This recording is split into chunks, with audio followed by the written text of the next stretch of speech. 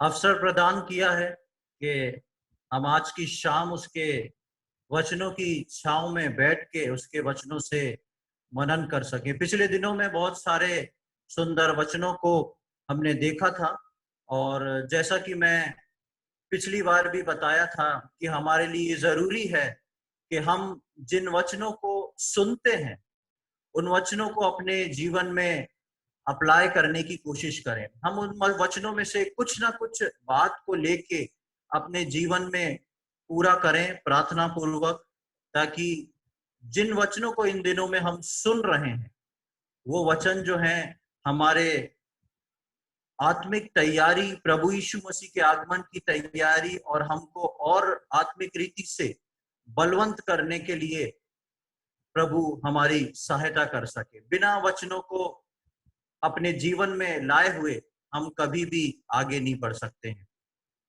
आज की शाम के लिए हम निकालेंगे यशाया उसका 65वां अध्याय और उसकी 17वीं आयत से लेके 19वीं आयत तक हम पढ़ेंगे।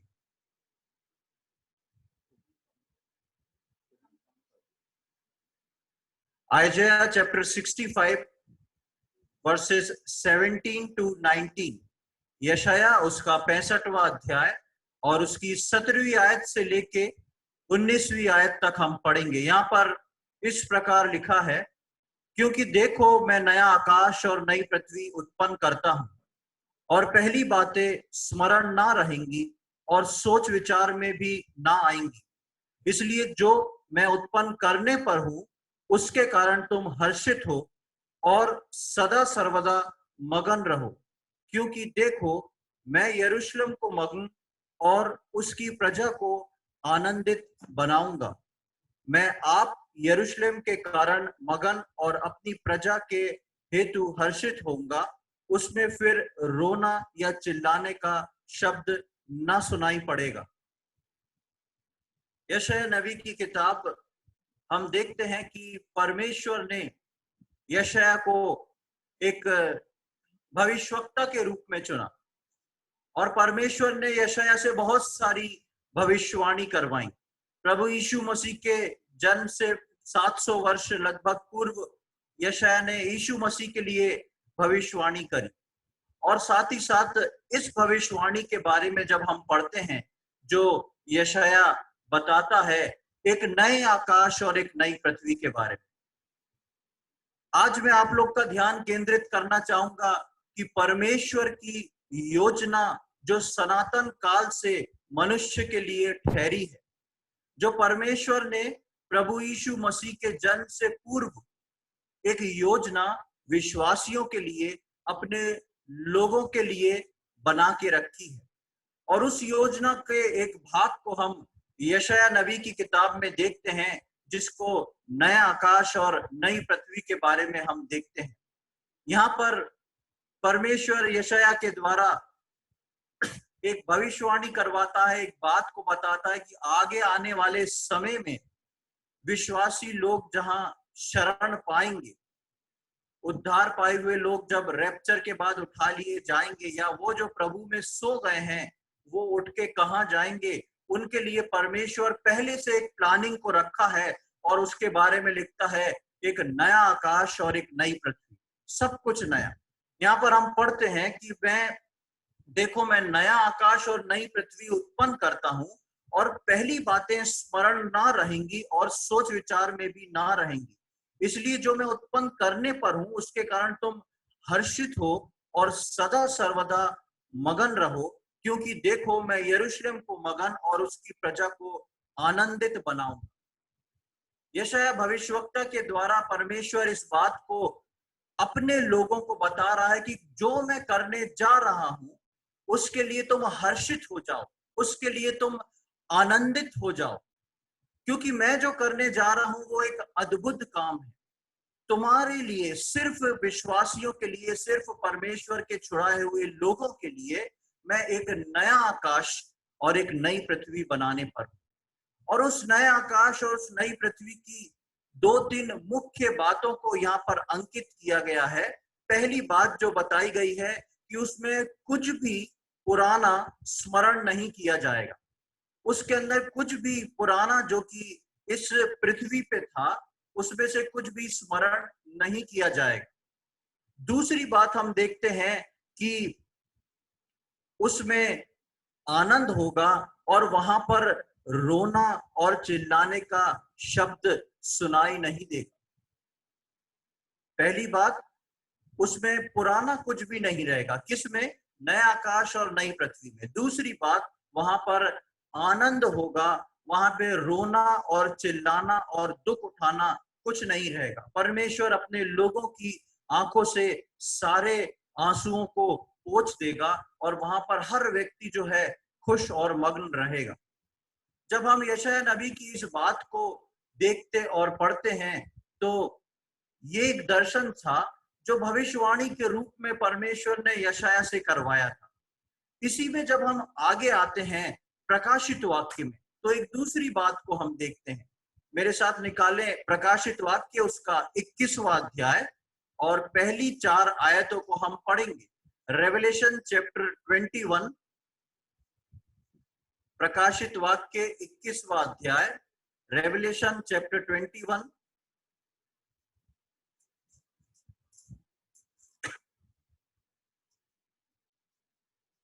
और उसकी पहली 4 आयतों को हम पढ़ेंगे। यहाँ पे इस प्रकार लिखा है, फिर मैंने नए आकाश और नई पृथ्वी को देखा, क्योंकि पहला आकाश और पहली पृथ्वी जाती रही थी और समुद्र भी ना रहा। फिर मैंने पवित्र नगर नए यरूशलेम को स्वर्ग से परमेश्वर के पास से उतरते देखा। वो उस दुल्हन के समान थी जो अपने पति के लिए श्रृंगार किए हो। फिर मैंने सिंहासन में किसी को ऊंचे शब्द से ये कहते हुए सुना, देख परमेश्वर का डेरा मनुष्यों के बीच में है, वो उनके साथ डेरा करेगा और वे उसके लोग होंगे और परमेश्वर आप उनके साथ रहेगा और उनका परमेश्वर होगा। वो उनकी आंखों से सब आंसू पोंछ डालेगा और उसके बाद मृत्यु ना रहेगी और ना शोक, ना विलाप, ना पीड़ा रहेगी, पहली बातें जाती रही। जब हम प्रकाशित वाक्य में आते हैं तो वही दर्शन जो यशायाह ने, जो भविष्यवाणी यशायाह ने की थी, उसको दर्शन के रूप में यूहन्ना जो है वो देखता है और उस दर्शन को प्रकाशित वाक्य में लिखता है। और यदि आप इस दर्शन को और यशायाह नबी की उस भविष्यवाणी को मिलाएंगे तो दोनों में आपको एक जैसी बात लगेगी, क्योंकि दोनों जो है एक ही चीज के लिए लिखा गया है। यहाँ पर भी हम एक नए आकाश और नई पृथ्वी के बारे में पढ़ते हैं। यहाँ पर भी हम देखते हैं कि वो नया आकाश और नई पृथ्वी में पहला कुछ भी नहीं रहेगा, पुरानी बातें स्मरण नहीं की जाएंगी। और चौथी आयत में हम पढ़ते हैं, वो उनकी आंखों से सब आंसू पोंछ डालेगा और उसके बाद मृत्यु ना रहेगी, ना शोक, ना विलाप, ना पीड़ा रहेगी, पहली बातें जाती रहेंगी। जो सेम चीज हम यशायाह में पढ़ते हैं नए आकाश और नई पृथ्वी के बारे में, वही हम प्रकाशित वाक्य में नए आकाश और नई पृथ्वी के बारे में पढ़ते हैं। दोनों में यही सिमिलरिटी है कि दोनों में पुरानी बातें जो हैं वो स्मरण नहीं की जाएंगी और दुख नहीं होगा, मृत्यु नहीं होगी, आंसू नहीं होगा। लेकिन आज के समय में जो हम विश्वासी लोग हैं, हमको इस बात को समझना बहुत आवश्यक है कि ये यशायाह नबी के द्वारा दी हुई भविष्यवाणी और प्रकाशित वाक्य में दिया हुआ, ये लिखा हुआ ये दर्शन जो है, ये विश्वासियों को किस बात के लिए चिताता है। जैसा कि हम इसमें पढ़ते हैं कि सब कुछ नया होगा और उसके अंदर पुरानी कुछ भी स्मरण नहीं किया जाएगा, ये ना ही उसके अंदर पुराना कुछ लाया जाएगा, या दूसरे शब्दों में कहें तो उसके अंदर पुराना कुछ प्रवेश नहीं हुएगा। प्रियो, मुझको और आपको इस बात को समझना आवश्यक है कि नई सृष्टि, नया आकाश, नई पृथ्वी में हम जो उस रास्ते पे हैं, जो उस जगह पर धीरे धीरे पहुंचने वाले हैं। जब परमेश्वर का वचन बोलता है कि वहां पर कुछ भी चीजें जो हैं प्रकट नहीं की जाएंगी, तो हमारे लिए एक सोचने की बात है। जब एक विश्वासी जो है नए जन्म और उद्धार के अनुभव में आता है, नए जन्म और उद्धार के अनुभव में आने के बाद वो धीरे धीरे प्रभु में बढ़ना शुरू होता है। लेकिन उसके अंदर एक चीज पाई जाती है जिसको बोलते हैं पुराना मनुष्यत्व, ओल्ड मैन या आउटर मैन। और ये पुराना मनुष्यत्व जो है, ये ओल्ड मैन जो है, हमारे रैप्चर के दिन तक या हमारी आखिरी सांस तक परमेश्वर हमारी सहायता करता है कि एक विश्वासी जो है इस पुराने मनुष्यत्व में से बाहर निकले। परमेश्वर सहायता करता है कि हम इसमें से बाहर निकलें, अलग होएं और इस पुराने मनुष्यत्व को अपने जीवन से अलग करें, क्योंकि यशायाह भविष्यवक्ता की वो भविष्यवाणी और प्रकाशित वाक्य में जिस दर्शन को हम सुनते और देखते हैं उसके बारे में ये बताया गया है कि पुराना कुछ भी उसमें स्मरण नहीं होगा, ना ही पुराना कुछ उसके अंदर लिया जाएगा। जब एक विश्वासी के जीवन में सब कुछ नया हो गया, प्रभु यीशु मसीह आ गया, हमारे को उद्धार मिल गया, हम बोलते हैं हमको नया जन्म मिला। नया जन्म का मतलब है कि पुराना जन्म और पुरानी बातें खत्म हुई, नए जन्म के साथ एक नई जिंदगी शुरू हुई। और उसी नई जिंदगी को लेके परमेश्वर जो है मुझको और आपको जो है उस नए आकाश और नई पृथ्वी की ओर प्रवेश कराने लेके जाने वाला है। तो विश्वासियों के लिए जरूरी है कि हम आज इस बात को जांचें और देखें अपने जीवन में कि हम जिस ओर जा रहे हैं वहां पर पुराना जो है कुछ भी स्मरण नहीं किया जाएगा। एक आयत को हम नए नियम से पढ़ेंगे, मत्ती रचित सुसमाचार उसका 2 अध्याय, gospel according to gospel according to मरकुस रचित सुसमाचार उसका 2 अध्याय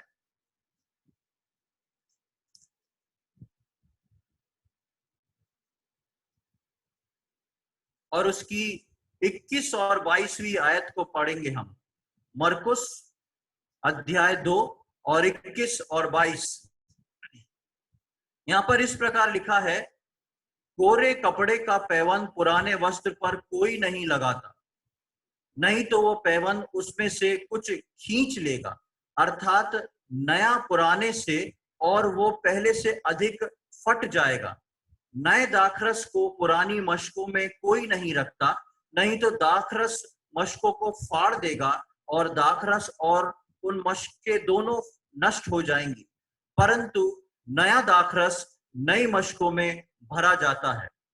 यहाँ पर जो है हम इस बात को देखते हैं, 2 उदाहरण इस सुसमाचार में दिए गए हैं, एक पुराने कपड़े का और नए कपड़े का, और एक पुरानी मश्क का और नई मश्क का। पुराने कपड़े में नए कपड़े का पैबंद नहीं लगाया जा सकता, वो जो है दोनों को नष्ट कर देगा।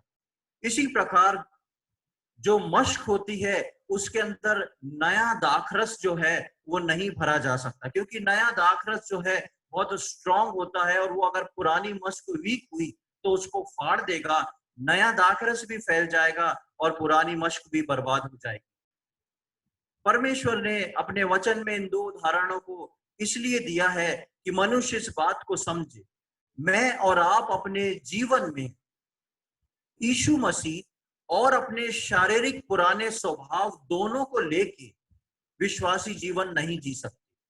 दोनों चीजों को एक साथ लेके हम आगे नहीं बढ़ सकते।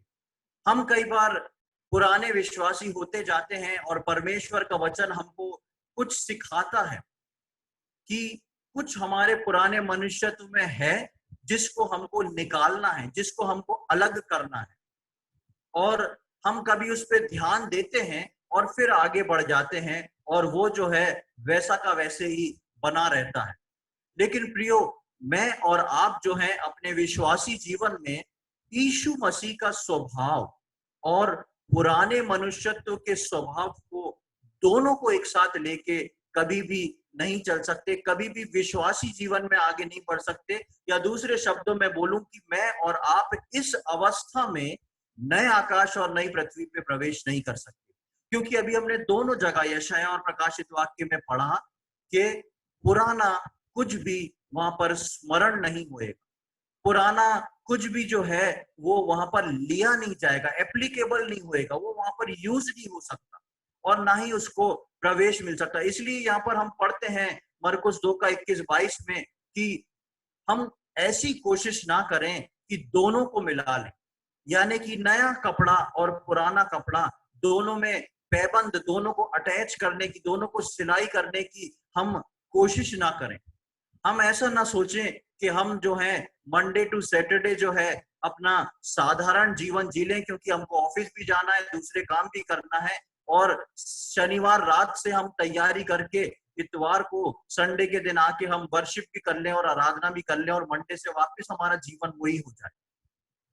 इसलिए मैं इस बात को कहता हूं कि हर संडे या हम अभी जैसे हर रोज जिन वचनों को सुन रहे हैं, परमेश्वर का वचन एक प्रकाश का काम करता है और वो हम सबके जीवन में प्रकाश को फैलाता है, और वो प्रकाश हमको दिखाता है कि हमारे जीवन में अंधकार का स्थान कौन सा है, कौन सी जगह है जो अब तक पुराने स्वभाव में है, और कभी भी हम उस पुराने स्वभाव को यीशु मसीह के नए स्वभाव के साथ मिला नहीं सकते, उसमें पैच वर्क नहीं कर सकते, क्योंकि नए आकाश और नई पृथ्वी में जो है वो कोई भी पैच वर्क जो है अलाउ नहीं है।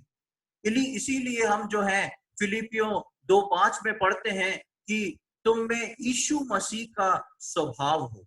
पौलुस इस बात को बोलता है यीशु मसीह के स्वभाव के बारे में, क्योंकि जैसे जैसे यीशु मसीह का स्वभाव मेरे और आपके जीवन में आएगा, वो हमारे पापों से हमको कायल करेगा, पुराने मनुष्यत्व को प्रकाश में लाएगा और इस बात को दिखाएगा कि हमारे अंदर पुराने मनुष्यत्व में कौन सी चीज है, और हमको बताएगा कि उसको हम हटाएं और उस गैप में उस नए स्वभाव को, यीशु मसीह के स्वभाव को हम भर लें।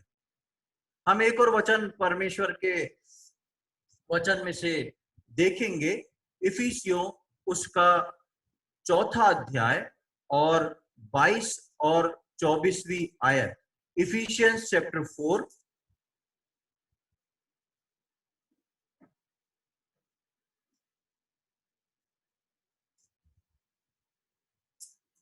इफिसियों उसका 4 अध्याय और उसकी 22 और 24वीं आयत को हम पढ़ेंगे।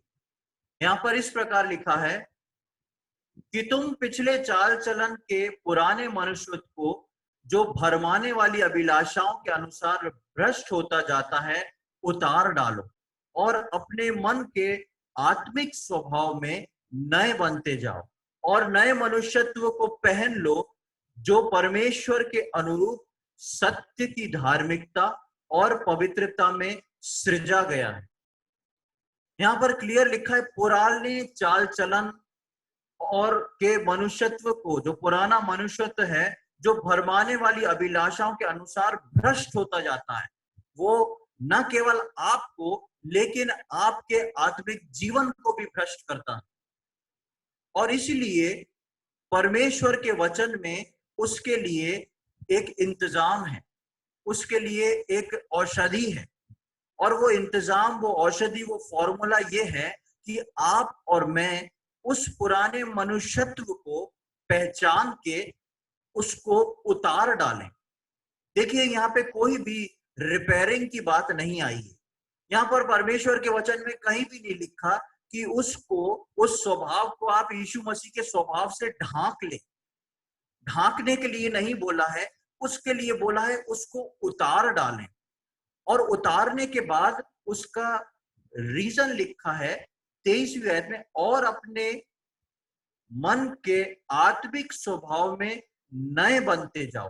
मन का आत्मिक स्वभाव, जिस मन से हमने प्रभु यीशु मसीह को उद्धारकर्ता के रूप में ग्रहण किया था, वो मन जब हम वचन सुनते हैं और परमेश्वर जो है मुझको और आपको उस वचन के अनुरूप बताता है कि मेरे और आपके अंदर पुराने मनुष्यत्व में क्या चीज रह गई। कई बार हम इस बात को साधारण सोच के आगे बढ़ते हैं, लेकिन छोटी छोटी सी बात मेरे और आपके जीवन में ऐसी होना चाहिए जो हमको अगर दिखती है तो हम उसको अपने जीवन से अलग करें, उसको उतार दें। उदाहरण के तौर पे हम देखते हैं कि कई विश्वासियों के अंदर क्रोध का स्वभाव रहता है, जो कि विश्वास में आने के बाद भी वो क्रोध का स्वभाव जो है खत्म नहीं होता। जितना कुछ जैसे तैसे उसको कंट्रोल कर लेते हैं, लेकिन जब वो निकलता है तो एक ज्वालामुखी के समान निकलता है और कई लोगों को वो घायल कर देता है। प्रियो, इस चीज को सोचें, यीशु मसीह का स्वभाव ऐसा नहीं था। कई बार विश्वासियों के अंदर झूठ बोलने का स्वभाव है। हर रोज झूठ अपनी जेब से ऐसे निकाल के वो बांटते हैं, जैसे लगता है उनको लगता ही नहीं कि ये मेरे स्वभाव में कुछ कमी है। और शायद दिन में या रात में एक बार यीशु मसीह से प्रार्थना करी और क्षमा मांग लिया, प्रभु आज दिन भर जो मैंने झूठ बोला है उसके लिए क्षमा कर। प्रभु निश्चित तौर पे उसको क्षमा करेगा। लेकिन यदि ये बराबर बना हुआ है तो प्रियो, मैंने और आपने अपने पुराने मनुष्यत्व को उतारा नहीं है। हम सिर्फ रोज रात में उसमें पैचिंग करने की कोशिश कर रहे हैं, उसको रिपेयर करने की कोशिश कर रहे हैं।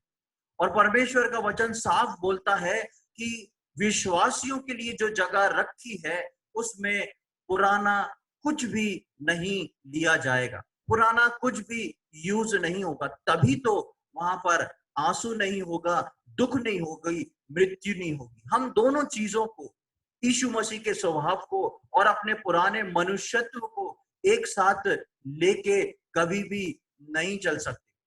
प्रभु के दास भाई वॉचमैन ने अपनी एक बुक में इस प्रकार लिखते हैं कि नई सृष्टि के अंदर पुरानी सृष्टि का कुछ भी लिया नहीं जा सकता। ये अनहोना है कि नई सृष्टि में पुरानी सृष्टि का कुछ भी आ जाए। मैं और आप जो हैं, हम परमेश्वर के वचन में पढ़ते हैं, हम प्रभु यीशु मसीह में नई सृष्टि है, नई सृष्टि है। तो फिर पुरानी बातें क्यों हमारे जीवन में अब तक बनी हुई है? हमारे लिए जरूरी है कि हम इन पुरानी बातों को छोड़ें, और न केवल छोड़ें लेकिन इसको उतार के अलग करें। और हम जैसा इफिसियों में पढ़ रहे थे, इसकी 24वीं आयत में लिखा है, और नए मनुष्यत्व को पहन लो। 22वीं में लिखा है उतार दो, 24 में लिखा है पहन लो, 23 में लिखा है मन के अनुसार, मन के अनुसार जो नया बना है आपके अंदर, उसके अनुसार पुराने को उतार दो। 24वें में लिखा है नए को पहन लो। हम कभी भी जो है पुराने के ऊपर नया पहन नहीं सकते। आप कभी भी बाहर जाने के लिए एक जोड़ी कपड़ा पहने और उसके ऊपर फिर से एक और जोड़ी कपड़ा पहन लें तो आपको फंस जाएगा, आप अनकंफर्टेबल फील करोगे, आप फ्रीली होके नहीं घूम सकते। कभी भी एक कपड़े के ऊपर हम दूसरा कपड़ा सेम उसी साइज का नहीं पहन सकते, वो हमारे लिए मुश्किल हो जाएगा। इसी प्रकार से कई विश्वासी कोशिश करते हैं और बड़े बोझ से प्रार्थना करते हैं, प्रभु आपका स्वभाव मेरे अंदर आ जाए, यीशु मसीह का स्वभाव मेरे अंदर आ जाए, मैं आपके स्वभाव के समान बन जाऊं। लेकिन यीशु मसीह बोलता है, बेटा पहले पुराना तो उतारो, तब तो मैं नया पहनाऊंगा। जब तक हम अपने जीवन में पुराना नहीं उतारेंगे तब तक जो है हम नया पहन नहीं सकते। हम यीशु मसीह को खुद रोकते हैं, एक तरफ प्रार्थना करते हैं और दूसरी तरफ रोकते हैं, क्योंकि हम जो पुराना पहने हैं उसको हम उतारना नहीं चाहते। और परमेश्वर के वचन में ये दो चीजें कभी भी एक साथ नहीं चल सकती। एक और आयत को हम देखेंगे, आमोस की किताब, उसका 3रा अध्याय और उसकी 3री आयत, आमोस 3:3। पुरानी हिंदी बाइबल में आपको 1067 पेज पे मिल जाएगा।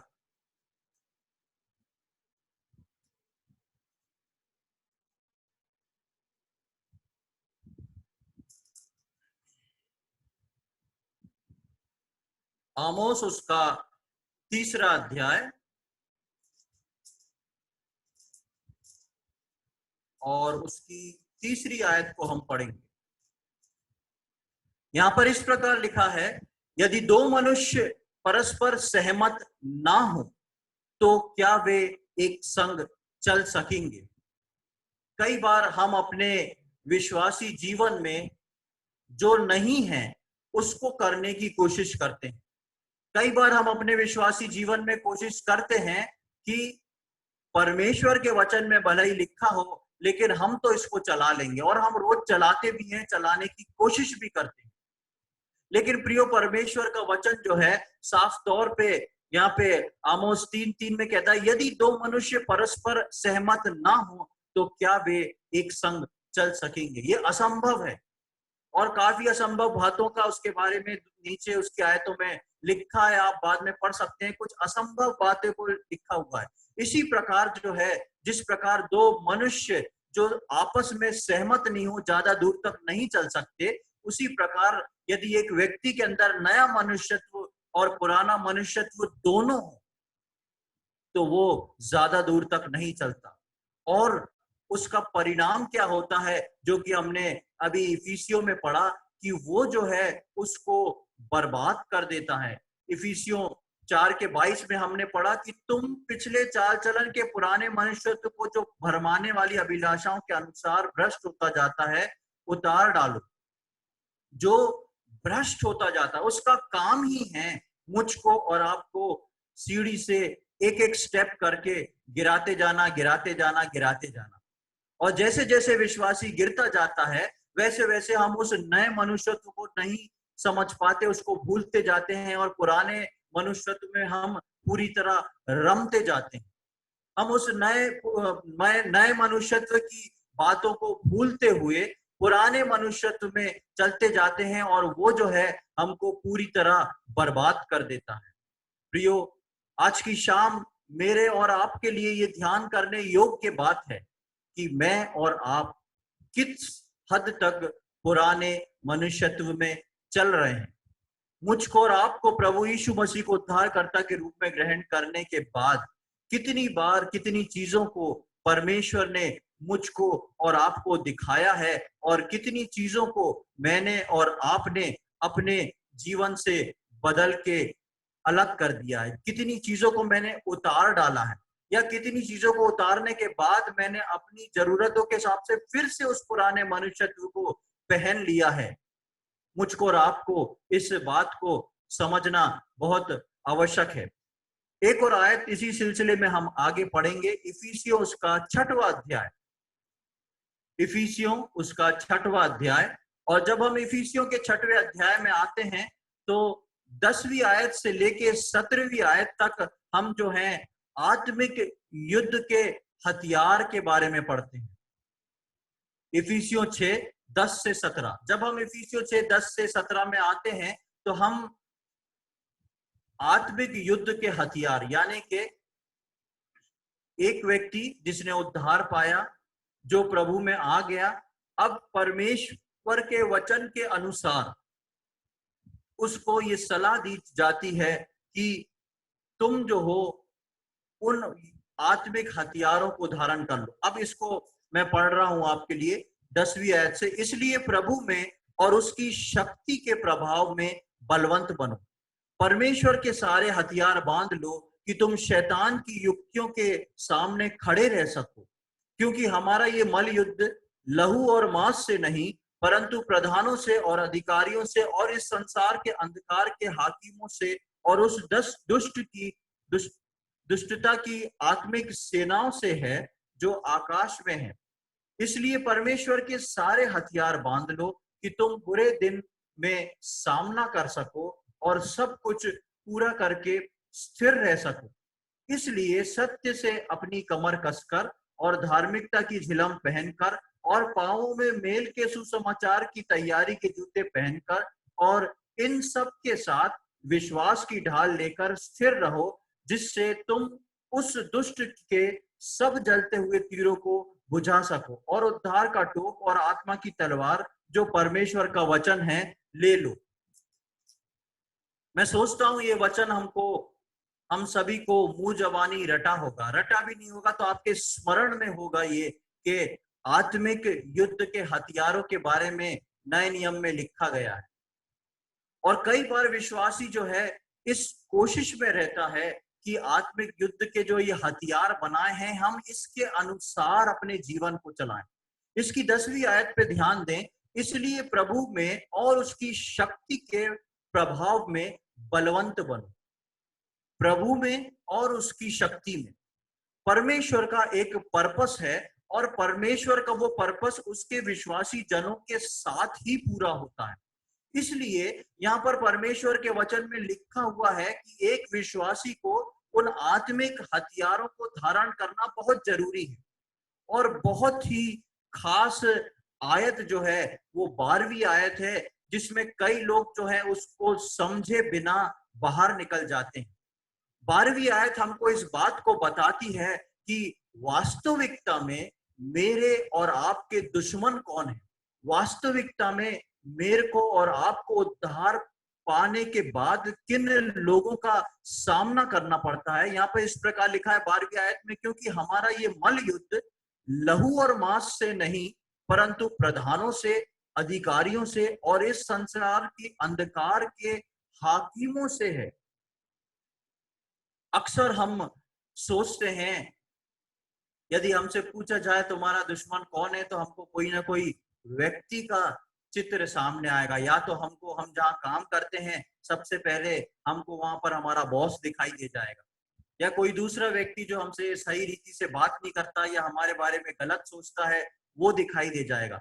लेकिन प्रियो, परमेश्वर का वचन बताता है कि हमारा ये जो मल युद्ध है वो मांस और लहू से नहीं है, किसी फिजिकल बॉडी के व्यक्ति के साथ हमारा मल युद्ध नहीं है, हमारे दुश्मन वो नहीं है। लेकिन वो बताता है कि प्रधानों से, अधिकारियों से और संसार के अंधकार के हाकिमों से और उस दुष्टता की आत्मिक सेना से है। ये संसार के अधिकारी, हाकिम जो हैं, वो मैं आपको बताऊं, ये इस पृथ्वी पे नहीं पाए जाते, ये इस पृथ्वी के ऊपर पाए जाते हैं। ये वो दुष्ट आत्माओं की शक्तियां हैं, ये वो दुष्ट आत्मा है जो शैतान के साथ नीचे गिराई गई थी, और वो दुष्ट आत्मा को शैतान एक विश्वासी को गिराने के लिए इस्तेमाल करता है, एक विश्वासी को भरमाने के लिए इस्तेमाल करता है कि वो परमेश्वर के पर्पस को रोक के अपना पर्पस पूरा कर जाए। अदन की वाटिका में परमेश्वर का एक पर्पस था आदम और हवा के लिए, और परमेश्वर ने आदम और हवा को बोला ये फल मत खाना, और शैतान वहां पर आके हवा को वो फल खिलाता है, उससे बातचीत करता है, उसको तैयार करता है। हवा वो फल तोड़ के खाती है। उसके बाद आप बाइबल में कहीं नहीं पढ़ेंगे कि शैतान जो है दोबारा अदन की वाटिका में दिखा, क्योंकि परमेश्वर के पर्पस को शैतान ने आके अपना पर्पस डाल के उस पर्पस को खराब किया। यही काम जो है नए नियम के विश्वासियों में शैतान करता है, और इसलिए परमेश्वर का वचन बताता है कि इस बात को समझो, और इसलिए लिखा है कि तुम जो हो उस शक्ति और प्रभु के प्रभाव में बलवंत हो। तुमको पता हो कि तुम्हारा दुश्मन कौन है। तुम्हारे दुश्मन तुम्हारे आपसी साथ में रहने वाले, तुम्हारे घर के लोग, तुम्हारे कलीसिया के लोग, तुम्हारे आसपास मोहल्ले के लोग, तुम्हारे ऑफिस के लोग नहीं हैं, लेकिन उनको चलाने वाला शैतान है, जो उनके द्वारा तुम्हारे जीवन को उस पर्पस से अलग करने जा रहा है, जो कि पर्पस परमेश्वर ने तुम्हारे लिए रखा है, जिसको हम इफिसियों 2:10 में पढ़ते हैं कि परमेश्वर ने एक भले कार्य के लिए मुझको और आपको सृजा गया है, और उस कार्य को बिगाड़ने का काम जो है वो शैतान का काम है। और इसलिए यहाँ पर एक लिस्ट दी है कि तुम परमेश्वर के इन हथियारों को धारण करके रहो। लेकिन ये हथियार जो है विश्वासी तब तक धारण नहीं कर सकता जब तक वो पुराने मनुष्यत्व से बाहर ना निकले, या दूसरे शब्दों में मैं कहूं तो पुराने मनुष्यत्व को जब तक वो विश्वासी उतार ना दे, तब तक परमेश्वर के ये हथियारों को वो नहीं पहन सकता और आत्मिक युद्ध को नहीं लड़ सकता। इसलिए एक विश्वासी जब तक अपनी पुराने मनुष्यत्व को नहीं उतारता, वो चाहे कितनी भी प्रार्थना कर ले, वो इन नए हथियारों का, एक जय के जीवन का, जो हर रोज उसके जीवन में एक जय का जीवन हो, उसका जो है वो एक्सपीरियंस नहीं कर पाता। 1-2 दिन बढ़ता है, 2-3 दिन फिर नीचे गिरता है, क्योंकि वो परमेश्वर के फॉर्मूले से नहीं चल रहा। प्रियो, मेरे को और आपको परमेश्वर के फॉर्मूले से चलना बहुत ही अधिक जरूरी है। जब तक एक विश्वासी पुराना उतार नहीं देगा, तब तक वो विश्वासी नया पहन नहीं पाएगा, और जब तक वो विश्वासी नया पहन नहीं पाएगा, तब तक वो आत्मिक युद्ध को लड़ नहीं सकता। और ऐसा व्यक्ति जो है उसका कुछ भी नए आकाश और नई पृथ्वी पे गिना नहीं जाएगा, काउंट नहीं किया जाएगा, एप्लीकेबल नहीं होगा। इसलिए मुझको और आपको एक तैयारी का जीवन जीना है कि हम जो है पुरानी बातों को धीरे धीरे अपने जीवन से निकालें। जल्दी से एक वचन को मैं और पढ़ूंगा, पहला सामुएल उसकी 17वां अध्याय, फर्स्ट सैमुअल चैप्टर 17, पहला सामुएल अध्याय 17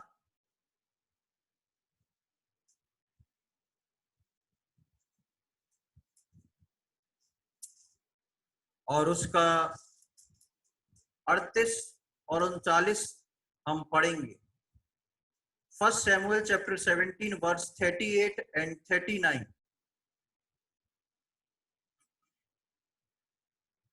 यहाँ पे इस प्रकार लिखा है, तब शाऊल ने अपने वस्त्र दाऊद को पहनाए और पीतल का टोप उसके सर पर रख दिया और झिलम उसको पहनाया। तब दाऊद ने अपनी तलवार वस्त्र के ऊपर कसी और चलने का यत्न किया। उसने तो उनको परखा न था, इसलिए दाऊद ने शाऊल से कहा, इन्हें पहनने पहने हुए मुझसे चला नहीं जाता, क्योंकि मैंने इन्हें नहीं परखा है। और दाऊद ने उन्हें उतार दिया। आप सब इस वाक्यात को जानते हैं। जब दाऊद जो था वो इजराइल की छावनी में पहुंचता है और गोलियात को लड़ने को बोलता है कि मैं जाऊंगा, तो शाऊल जो है अपने अस्त्र शस्त्र, अपनी तलवार, अपनी टोप, अपनी ढाल जो है वो दाऊद को पहना देता है, ताकि दाऊद जो है इतने बड़े योद्धा से लड़ने जा रहा है गोलियात से, उसको पूरा प्रोटेक्शन देने को। लेकिन दाऊद जब उनको पहन के चलने की कोशिश करता है तो दाऊद उसको पहन के चल नहीं पाता है। वो वापस शाऊल को आके सब उतार के दे देता है और बोलता है, ये मेरा परखा हुआ नहीं है, मैं इसको पहन के चल नहीं सकता, मैं जैसा हूं वैसा ही ठीक है। जिस प्रकार दाऊद जो था वो एक भेड़ बकरी चराने वाला व्यक्ति था, उसके स्वभाव में कभी नहीं था, ना ही उसने ऐसे अस्त्र शस्त्र को पहना था। और जब वो पहन भी लेता है तो उसके अनुरूप चल नहीं पाता, उसको संभाल नहीं पाता। प्रियो, इसी प्रकार मेरे और आपके जीवन में यदि हम पुराने मनुष्यत्व को नहीं उतारेंगे, तब तक जो है हम नए मनुष्यत्व को नहीं पहन सकते। बाद में जब दाऊद राजा हो जाता है, दाऊद जब युद्ध लड़ता है तो वो पूरे अपने ड्रेस के साथ लड़ता है, सब कुछ पहन के लड़ता है। लेकिन जब दाऊद ने पहला युद्ध किया तो कुछ भी नहीं पहना, क्योंकि वो बोलता है मैंने इनको परखा नहीं है, मेरे को इसकी प्रैक्टिस नहीं, मैं नहीं चल सकता। इसी प्रकार यदि पुराने मनुष्यत्व में हम जबरदस्ती आत्मिक होने की कोशिश करेंगे, जबरदस्ती आत्मिक स्वभाव डालने की कोशिश करेंगे, हम कभी भी नहीं चल पाएंगे। और इसी प्रकार हमने जैसा पढ़ा आमोस 3:3 में कि यदि दो व्यक्ति आपस में समझौता किए हुए ना हो, यदि दो व्यक्ति आपस में एक मन ना रखते हो, तो वो ज्यादा दूर तक नहीं चल सकते। प्रियो, मेरे को और आपको जरूरी है कि हम इस पुराने मनुष्यत्व को निकाल के उस नए मनुष्यत्व को पहन ले। एक आयत को और पढ़ के मैं समाप्त करूंगा, रोमियो उसका 12वां अध्याय और उसकी दूसरी आयत, book of Romans chapter 12, Romeo उसका 12वां अध्याय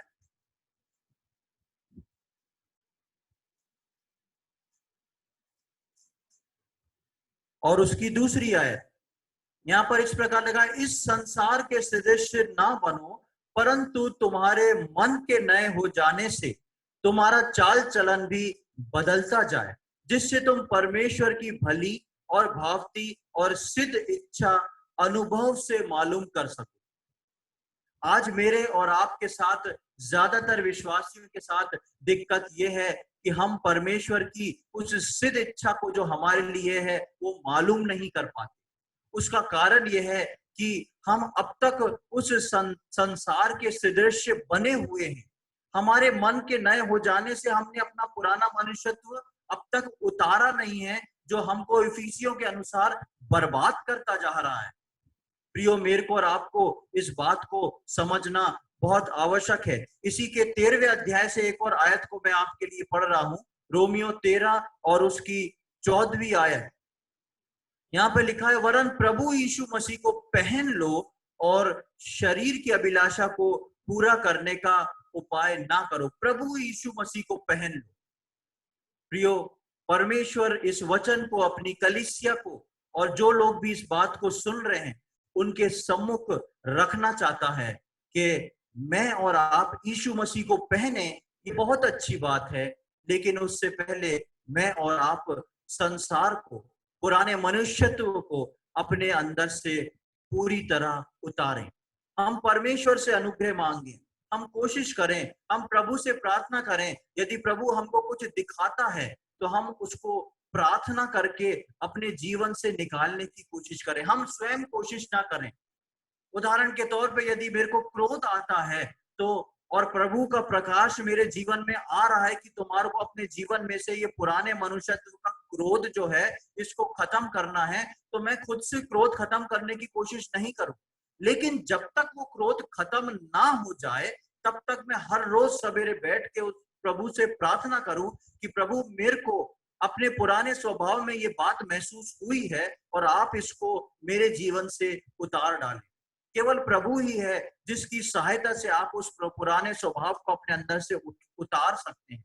यदि आपके अंदर झूठ बोलने का आदत है तो उसको प्रभु के सामने रखिए। यदि आपके अंदर अपने जीवन में इमेजिनेशंस में जाने की आदत है, यदि आपको अपने जीवन में कुछ और गलत करने की आदत है, यदि आपको किसी को धोखा देने की आदत है, कोशिश करें, प्रार्थना करें, प्रभु आपको संभालेगा। लेकिन इस चीज से मुंह ना मोड़े और इस चीज के जब तक पीछे लग जाएं जब तक ये आपके जीवन से निकल ना जाए।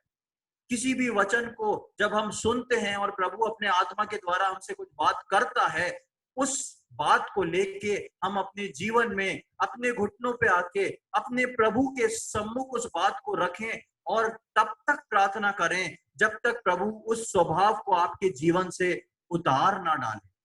प्रियो, जब तक हम उतारेंगे नहीं, हम कभी भी उन आत्मिक अस्त्र शस्त्र को नहीं पहन सकते जो कि परमेश्वर का वचन बोलता है कि मुझको और आपको उनको पहन के वो अंधकार की शक्तियों का सामना करना है। इसलिए आज भी हमारे घरों में, हमारी कलीसिया में, हमारे समाज में, चाहे भले ही वो विश्वासी क्यों ना हो, हमको किसी दूसरे की बात कभी कभी बहुत बुरी लग जाती है। हमको किसी दूसरे का स्वभाव जो है चोट पहुंचा देता है, क्योंकि हम उसके चेहरे को देखते हैं। हम इस बात को कभी नहीं समझ पाते कि मुझको तराशने के लिए परमेश्वर ने अनुमति दी और इस व्यक्ति ने जो मेरे साथ किया है वो ये नहीं है, इसके पीछे शैतान है। और जब प्रभु का स्वभाव मेरे और आपके जीवन के अंदर आएगा तब हम इस बात को पहचानेंगे और कभी भी उस व्यक्ति के लिए मेरे और आपके जीवन में कड़वाहट नहीं आएगी, लेकिन प्रेम बढ़ेगा कि देखो ये व्यक्ति मेरे आत्मिक जीवन बढ़ाने के लिए इस्तेमाल हो रहा है। प्रियो, प्रभु हमारी सहायता करे कि हम इस बात को समझते हुए, ध्यान में रखते हुए कि परमेश्वर की एक बड़ी योजना है एक विश्वासी के लिए कि परमेश्वर उसको नए आकाश और नई पृथ्वी पे रखे। परमेश्वर चाहता है कि वो मेरे और आपकी आंखों से सारे आंसुओं को पोंछ डाले, लेकिन परमेश्वर एक चेतावनी ये भी देता है कि उस नई सृष्टि में पुरानी कोई भी बात स्मरण नहीं की जाएगी, पुराना कुछ भी नहीं लिया जाएगा। इसलिए मेरे और आपके जीवन में जरूरी है कि हम इसको उतार दें। ये उतारना इसी दुनिया में जरूरी है। यदि ये उतारना जरूरी नहीं होता तो हमारे लिए बहुत सरल होता, जिस दिन हम उद्धार पा लेते उसी दिन यीशु मसीह हमको स्वर्ग में ले जाता, उसी दिन उस व्यक्ति को वो स्वर्ग में उठा लेता या उसकी मृत्यु हो जाती। लेकिन परमेश्वर ने मुझको और आपको पृथ्वी पे इसलिए रखा है कि मैं और आप तैयार होएं, उस पुराने स्वभाव को उतारें, नए स्वभाव को पहने, ताकि हम यीशु मसीह के जैसे उस नए आकाश और नई पृथ्वी पे दिखाई दे। प्रभु इन वचनों को समझने में हमारी सहायता करे। प्रभु के नाम की महिमा हो।